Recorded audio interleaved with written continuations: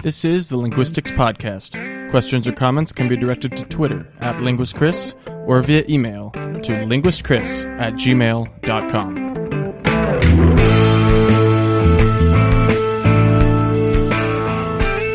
Hello and welcome to the Linguistics Podcast. My name is Chris and I'm back after a long hiatus. It's been several months since I've had a podcast released. And I thank you all for your comments along the way and your episode suggestions. I've taken each one down, and I will be going through that list, and that's primarily what I use to come up with ideas for the episodes. Now I don't have to do any of that work myself, so thank you very much if you've sent in a suggestion, a topic suggestion, or things you'd like to hear about on this podcast. As always, I will try and keep a better pace. My general apology still holds.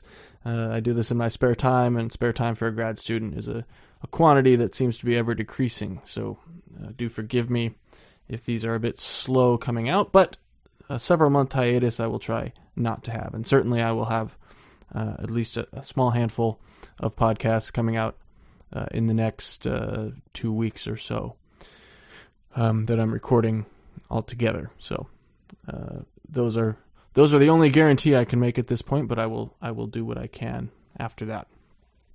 Now, today's topic, episode 28 today. The topic is books, ! I've got a lot of people that have contacted me about various book requests, book suggestions. What should they read? What are good reads? What would interest somebody who is interested in linguistics? What kind of books are out there and available? And so today I figured I'd raid my bookcase and give you guys some suggestions as to what I think are great books for people interested in linguistics and language. I've got some general books. I've got some books that are interesting for historical reasons. And I have some more specialized books, most of which are going to be in my particular fields of interest and or research. So, for example, if you're really into phonology, I don't really have anything for you today. If you're into morphology, I don't really have anything for you. Except that, there's always some phonology and morphology in any specialized linguistics book, certainly. So, with that, let me go ahead and get started. So I'm going to start with the sort of general books, the popular books. Popular meaning not necessarily bestsellers in this case, but books that will be appealing even to the layman who is interested in language or linguistics. So the first book that I will recommend is by Steven Pinker, which is a name that I'm sure most of you will have heard. And if not, I'd highly recommend you check out his book here. He's a very, very famous name in linguistics and psychology as well. He's technically a psychologist, but most of his work focuses around language. And the book is called The Stuff of Thought, Language as a Window into Human Nature. And it's just a great exploration of why language is how it is, how it developed, so on and so forth. It's a very thick book. There's a lot of topics covered. In some detail, but like I said, it's great for lay people as well. So pick it up if you haven't read it already. Even if you're not a layperson, I found it to be a really interesting read. I read it after I was already a graduate student, and it's quite good. He has another book called The Language Instinct, which is also quite good. If not for anything more than food for thought, right? I mean, these are books that will start to get you thinking in the right kind of areas. If you're just a budding linguist, and like I said, if you're already going along the way, there's certainly a great food for thought. So the second one is When Languages Die by K. David Harrison. I think I've recommended this one already on a previous episode having to do with language death or moribund languages or something like that. This was a book that just absolutely riveted me, actually. When I read it before I was a graduate student, when I was still an undergrad, I read this book. And it's K. David Harrison is one of the guys, I believe, who made the movie The Linguists, which was a documentary film. Him and another guy made it, and that movie focused on, I think, 3 or 4 endangered languages that they worked with in the field. This book primarily focuses on those same languages, one of which is what was that, Chumash or Chukchi or no. I feel foolish for not remembering what language he was looking at. Let's see if it says here. Yeah, it's spoken in Siberia. And Marta, younger speaker of Urs. O umlaut S. Well, I was completely off the mark on that one. The one in the movie was it started with a ch, if I'm not mistaken. But anyway, enough embarrassing myself. So he talks about his experiences in the field working with speakers of endangered languages. It can be a little bit depressing at times because obviously the subject matter is a little bit depressing for anyone interested in language or linguistics. But there it is, When Languages Die by K. David Harrison. It's really well written. I thought it a very good book. The third book that I have that is interesting even to lay people is called The Power of Babel by John McWhorter. Any of you who are not lay people will know that John McWhorter is a fairly prominent linguist in the field. He's done a lot of work with pidgins and creoles, also some work in the language complexity front, and he's gotten some flack for some of his views there. But nevertheless, The Power of Babel is a great book. It's mostly focused on natural history of language, but it's got elements of even cognitive issues are covered in here a little bit, and just general issues of pidgins and creoles as well are covered in great detail, of course, because he's done a lot of work there. So that would make a lot of sense to have that in his book. Anyway, it's another great one if you're interested in just a sort of general history of language. The Power of Babel by John McWhorter, another good one. Now, there's a couple books I want to recommend for historical reasons. These are books that are not necessarily of interest anymore for any shall we say, academic reasons. You don't want to, cite these a lot in any papers you might be writing, but there are a couple that you should have at least looked through and seen what linguistics was like back when these were written. One of them is Course in General Linguistics by Ferdinand de Saussure. Of course, Ferdinand de Saussure is a very, very famous name in linguistics, also semiotics,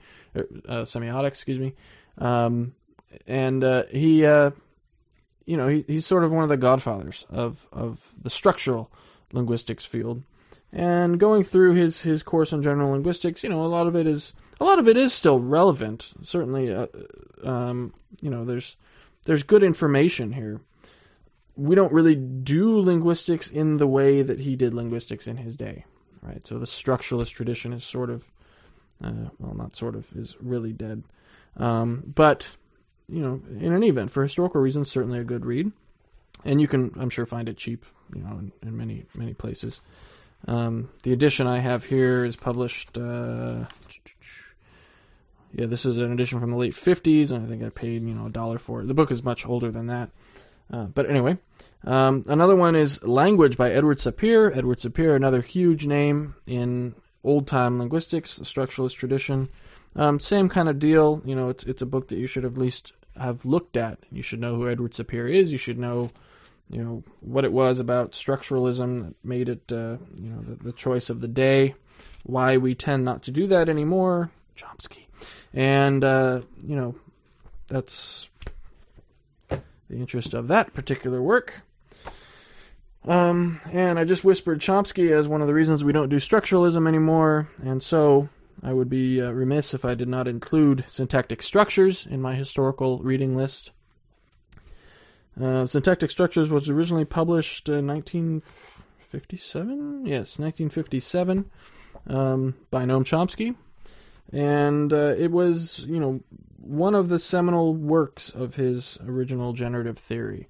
Certainly he had other ones. His dissertation is considered by many to be the original seminal work, although it wasn't published as such until much later. It was published as, Logical Structure of Linguistic Theory, I believe.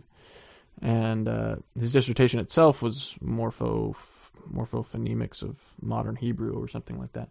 But that was a section of what was released later as Logical Structure of Linguistic Theory. Anyway, Syntactic Structures is a short book. It is about 100 pages, a little bit more than 100 pages. It's a little bit dense, as Chomsky tends to be, but it is a great look into what started the generative movement, as it were. I mean, this was something that really took over linguistics and certainly, started the cognitive revolution in many fields, including psychology. And to this day, the generative tradition is still with us in the form of the minimalist program. There are certainly many detractors of generativism for reasons that I generally agree with. But again, for historical reasons, a great read. So Syntactic Structures by Noam Chomsky, first published 1957. Another one in the typological tradition of Joseph Greenberg. This one written by Joseph Greenberg, Essays in Linguistics. It's a collection of essays that Greenberg wrote, quite simply. And most of it has to do with language typology for obvious reasons.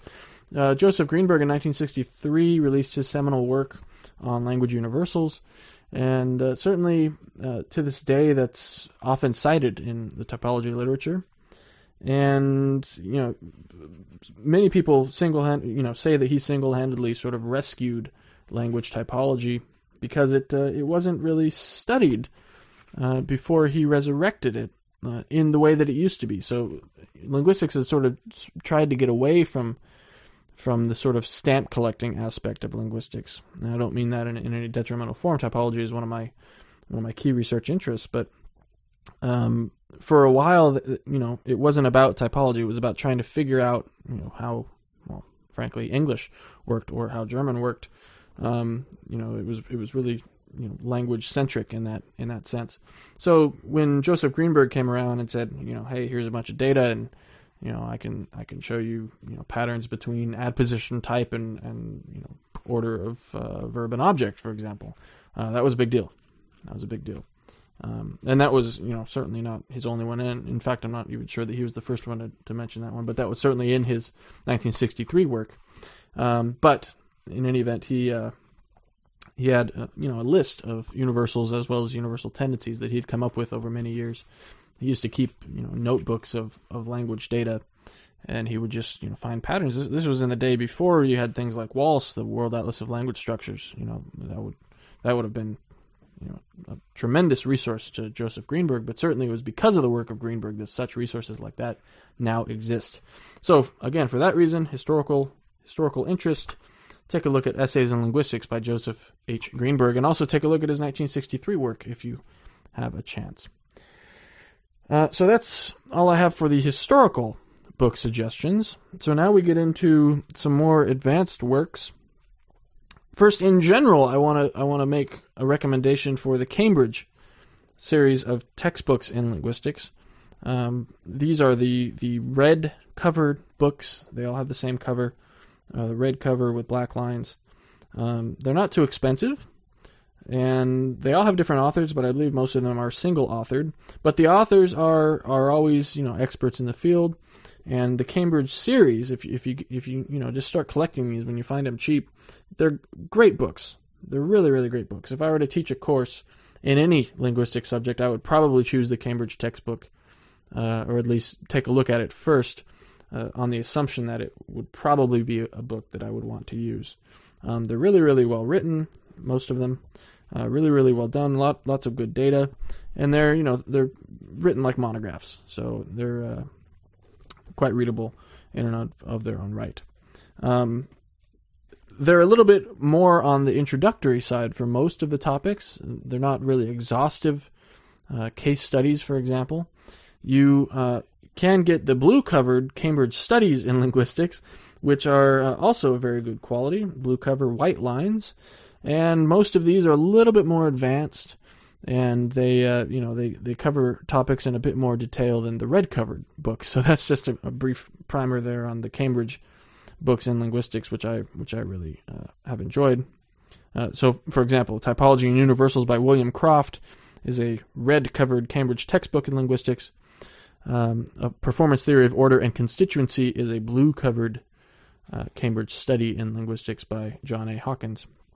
And both are great books. I'd recommend them both if you're interested in either typology and or language processing or processing theories of typology, for the latter book by Hawkins.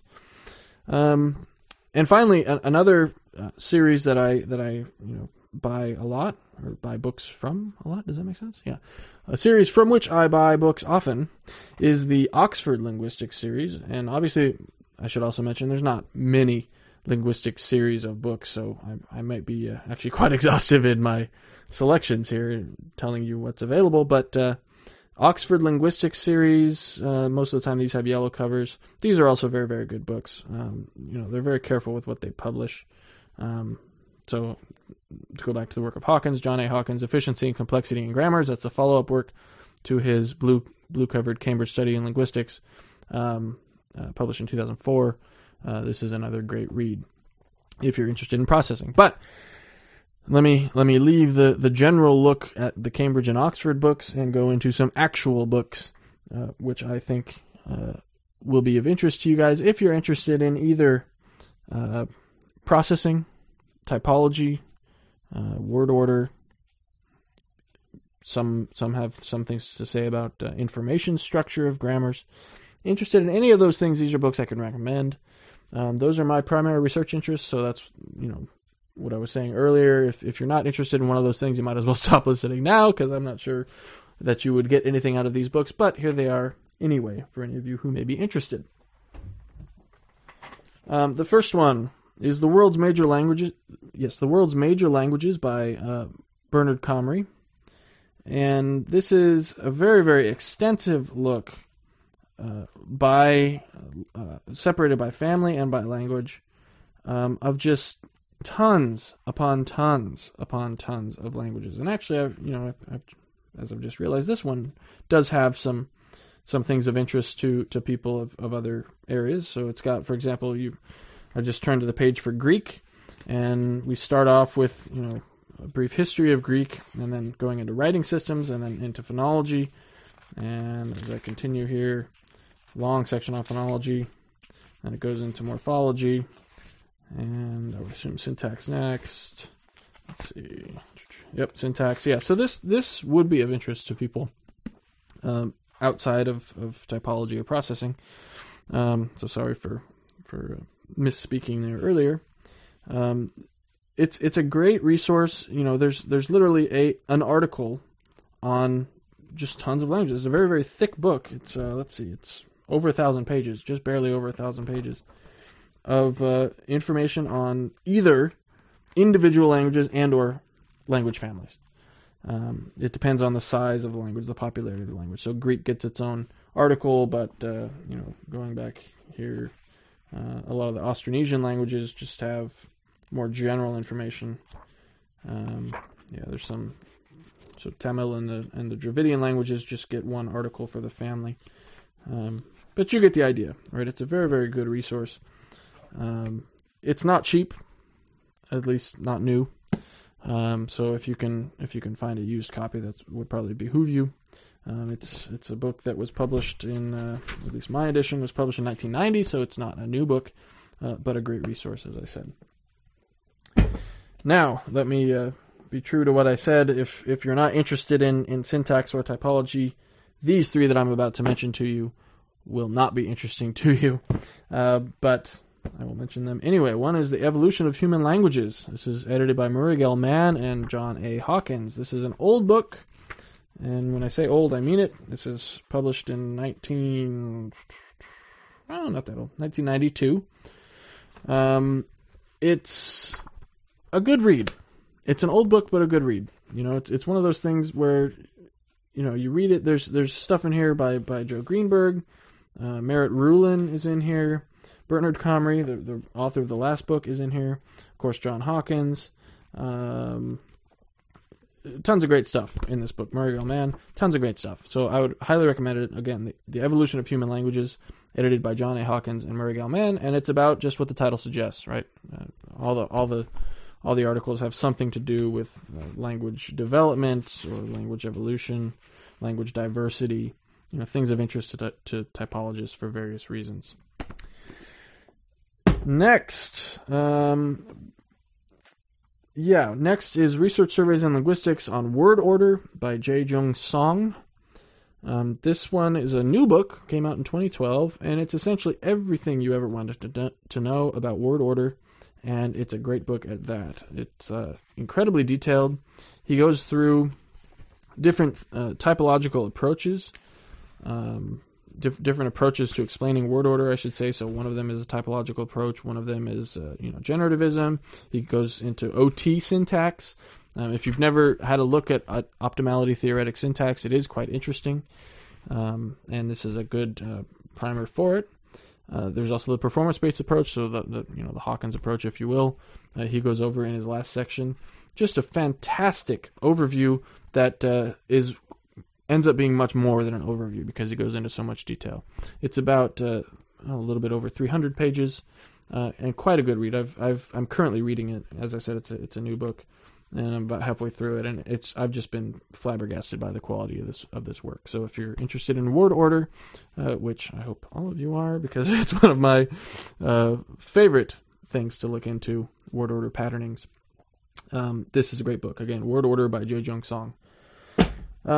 Next, this one is a little bit different, and in fact, let me save this one for last. So there's a sort of I don't want to say a budding field, but a field of study now concerning information flow and how how the grammar encodes information and how that is borne out in the language structure.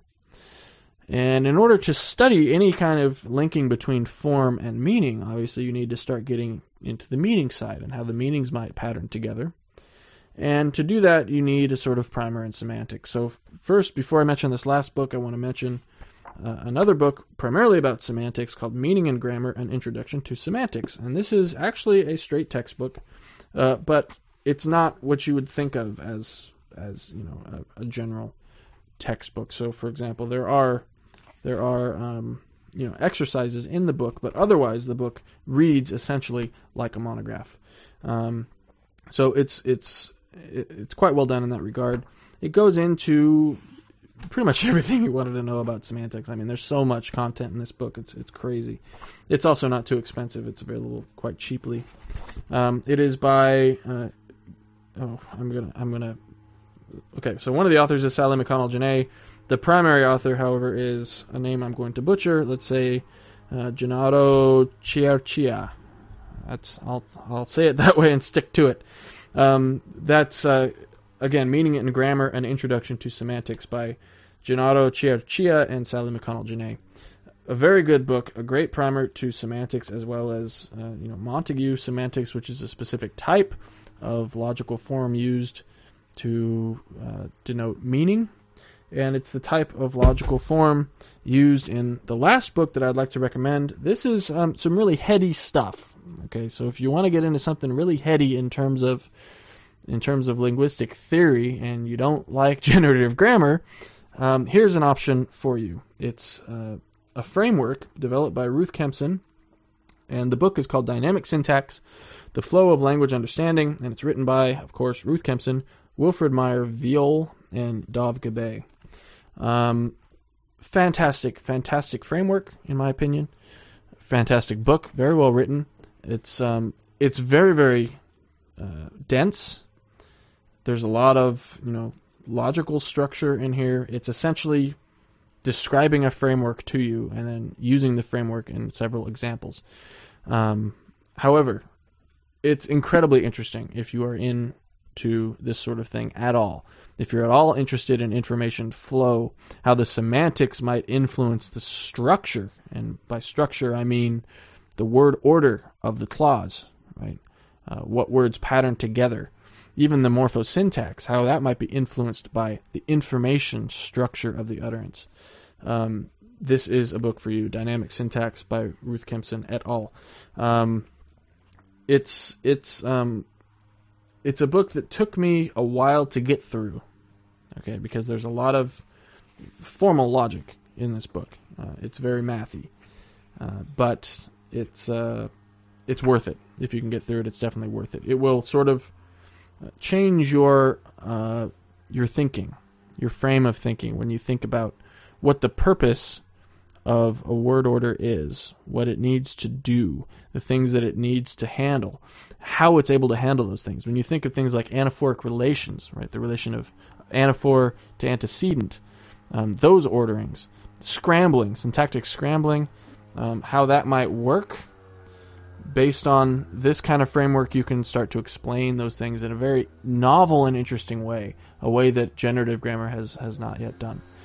So, again, that's Dynamic Syntax by Ruth Kempson et al., and that is my last suggestion for books. I hope that all of you out there have found this entertaining and have maybe written down some books that sound interesting to you. These are some of my favorites from my collection. If you have any other suggestions, as always, I would urge you to send me an email, linguistchris@gmail.com, and or on Twitter @linguistchris. I've gotten quite a few suggestions, both via Twitter and via email, so that seems to be working great. And like I said, I've got a great big list to go through, and I'll just check them off as I do them. I'm not doing them in the order I've received them, of course, but So as always, thank you for listening, and until next time.